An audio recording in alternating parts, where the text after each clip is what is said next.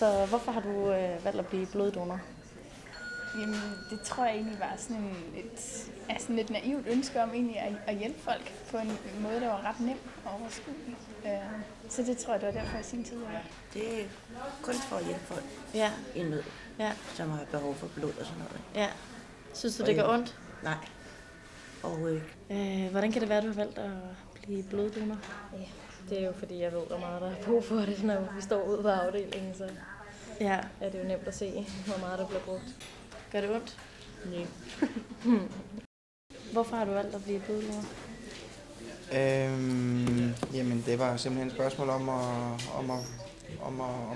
kunne få lov til at give noget til nogen. Altså, simpelthen, at det er ikke noget, der gør mig noget, og kan jeg hjælpe nogen den vej rundt, jamen så synes jeg, det er en god sag. Nej, altså så længe man ikke har fobi for nåle, så det er jo en meget hurtig og sådan meget smertefri oplevelse, ikke? Og folk er generelt meget taknemmelige for, at man er her. Så det er egentlig meget rart, at sådan folk, sygeplejerskerne altid siger mange tak for hjælpen, og de sådan gør meget for at sige, at du virkelig hjælper. Så man føler også lidt den der, jeg gør en forskel. Ja.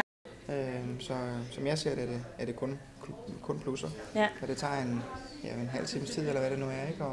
Og så er man videre igen. Så. Ja. Gør det ondt? Lidt. Ja. Men det er jo trods alt kun et lille hurtigt prik, et par sekunder, og så er det det, ikke?